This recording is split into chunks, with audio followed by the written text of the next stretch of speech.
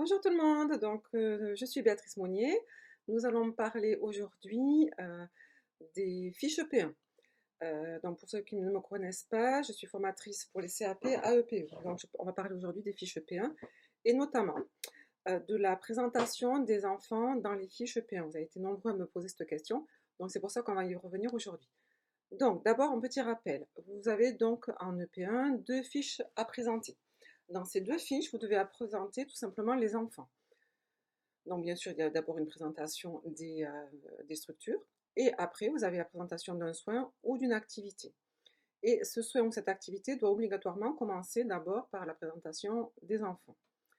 À savoir que si vous présentez un soin, déjà, tout simplement, certaines académies préfèrent que vous présentiez un seul enfant.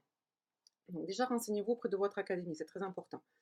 Si vous présentez une activité, quand vous allez présenter plutôt une activité, là, vous pouvez présenter un jusqu'à 4, 5 enfants. 5 enfants, c'est vraiment le maximum, la réglementation. Surtout si vous êtes de stagiaire, moi, je vous conseille plutôt de présenter 3-4 enfants. Voilà. Donc déjà ça. Après, qu'est-ce qu'il faut présenter quand on parle des enfants? Tout simplement, on va déjà présenter leur prénom. On peut dire leur prénom, il n'y a aucun souci. Par contre, on ne donne pas leur nom de famille. C'est le secret professionnel. On respecte le secret professionnel, donc on ne donne pas le nom de famille. On ne présente pas non plus la famille, c'est-à-dire on ne présente pas non plus les parents. Si vous êtes garde d'enfant à domicile, on ne présente pas également son domicile ou le lieu d'habitation, l'adresse, ainsi de suite. Donc tout simplement, on se base juste sur le prénom de l'enfant. Après, il faut bien sûr présenter l'âge de l'enfant. Alors ça, c'est très important pour que l'examinateur, tout simplement, il ait une indication, quand il va commencer à vous poser des questions, pour qu'il ait une indication sur le type de questions qu'il va pouvoir vous poser. Donc l'âge de l'enfant, pour un soin, vous pouvez, je vous rappelle, pour les fiches P1, aller de 0 à 3 ans, c'est-à-dire bien sûr de 2 mois plutôt, 2 mois et demi à 3 ans. Voilà. Donc après, c'est à vous bien sûr de voir, de choisir un enfant en fonction des questions que vous allez avoir. Forcément, si vous choisissez un enfant en bas âge, vous allez bien sûr avoir des questions donc, sur l'enfant en bas âge avec ses capacités motrices, capacités cognitives et ainsi de suite. Donc c'est vous en fait, faites bien le choix quand vous allez présenter vos fiches de choisir, on va dire, un âge que vous maîtrisiez. Ça ne veut pas dire, attention, que vous n'allez pas tomber sur des questions sur un enfant plus grand ou plus petit. Ça n'a rien à voir. Mais par contre, effectivement, le choix de l'enfant que vous allez donc présenter sur la fiche va quand même avoir une grande influence sur une grande partie des questions que vous allez avoir par la suite par les deux examinateurs. Donc, en fait, choisissez bien l'enfant, hein, le choix de l'âge de l'enfant. Pour le soin, par exemple, si vous choisissez de présenter un soin change, par exemple, il va falloir également choisir entre un garçon ou une fille. Pourquoi cette différence? Pourquoi en fait je vous parle de ça? Parce que tout simplement, il y a des protocoles qui vont être différents en fonction de si c'est un garçon ou de si c'est une fille. Donc là, c'est pareil aussi. Choisissez en connaissance de cause. C'est-à-dire, ne prenez pas, si vous voulez, un petit garçon, si vous ne connaissez pas le protocole de soins du petit garçon, pour le protocole de change, pardon, du petit garçon, ou à ce moment-là, bien sûr, hein, vous avez largement le temps, surtout que là, nous sommes en novembre, donc vous avez largement le temps pour vous renseigner et pour apprendre ce fameux protocole. Donc faites bien attention également, en fait, euh, on va dire, à l'enfant que vous prenez, que vous allez présenter. Une fois que vous avez présenté donc cet enfant, son âge, son prénom, et bien, tout simplement, là, les examinateurs, ce qu'ils attendent, c'est que vous présentiez l'enfant selon ces fameuses sphères de développement. Les sphères de développement, tout simplement, je vous rappelle qu'il y en a 5. 5 sphères de développement, c'est très important. Donc, première sphère de développement, c'est la sphère motrice. C'est-à-dire que tout simplement, sur le terme, on va dire la notion de motricité, que peut faire votre enfant lors du soin que vous avez proposé ou lors de l'activité que vous avez proposée. Je vous donne un exemple. Si vous prenez un enfant, par exemple, de 24 mois et vous présentez une activité pâte à modeler, par exemple, tout simplement, vous allez dire dans la notion de sphère motricité, dans la notion de motricité, que cet enfant de 24 mois peut manipuler un objet, il maîtrise la pince fine ou pas. Attention, attention, bien attention, ça va dépendre bien sûr des enfants. Donc en fonction des enfants, vous avez en principe aux alentours de 24 mois, il y a la notion de motricité fine, mais il y a des enfants qui ne l'ont pas encore acquise.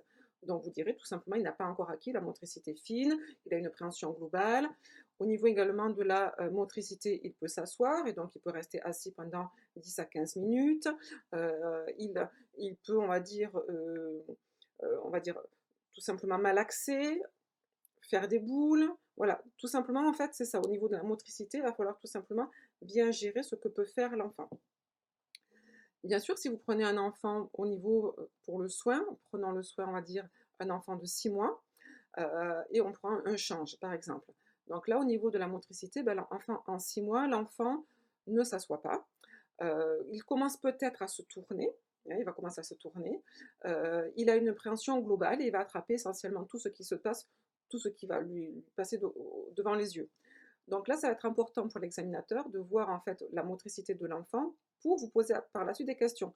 Si vous présentez par exemple un enfant de 6 mois qui a une motricité globale et qui attrape donc tout et qui met tout à la bouche, ben forcément vous allez avoir des questions en fait sur une mise en situation d'urgence.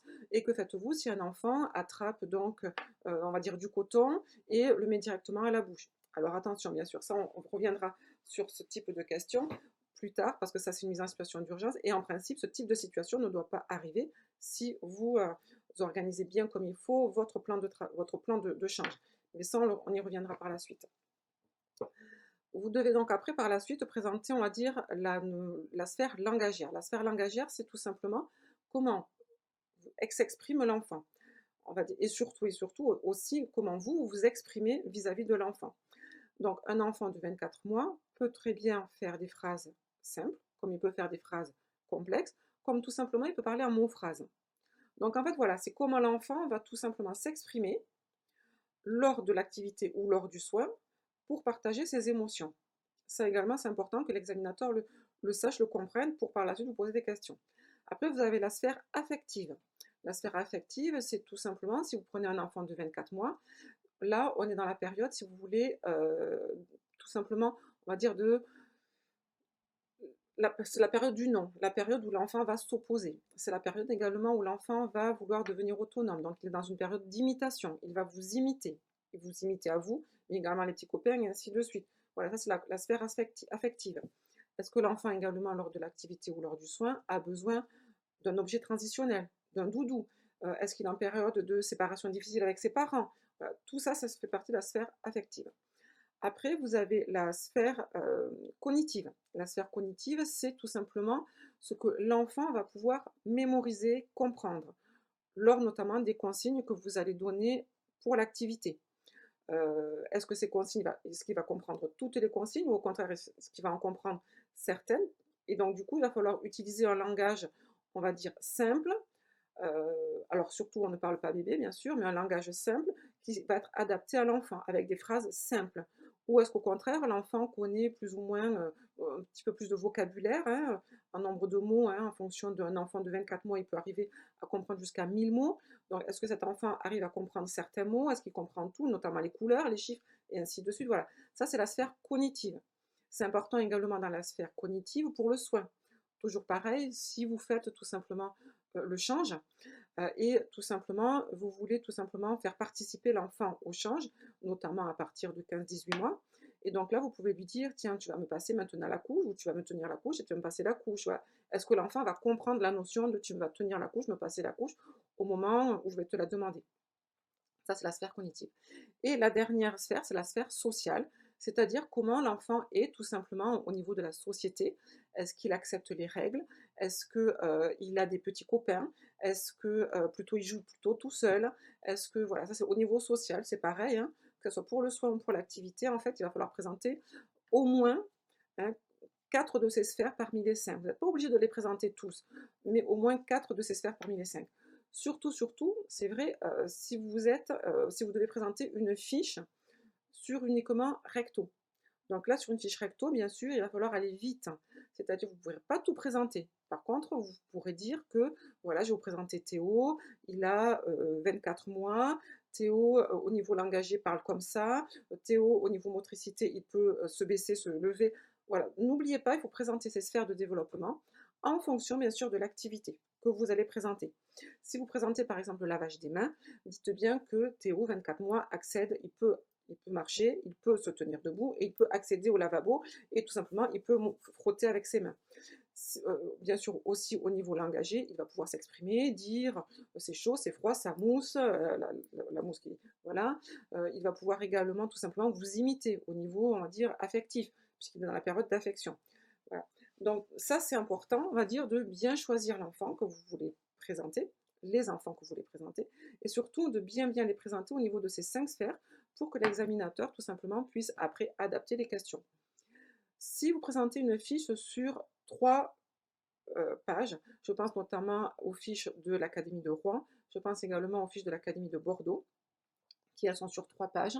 Là, dans la marge, on vous demande également de présenter tout simplement ce qu'aime l'enfant, les capacités de l'enfant, son adaptation à la collectivité ou son adaptation à la vie, à la structure, hein, voilà.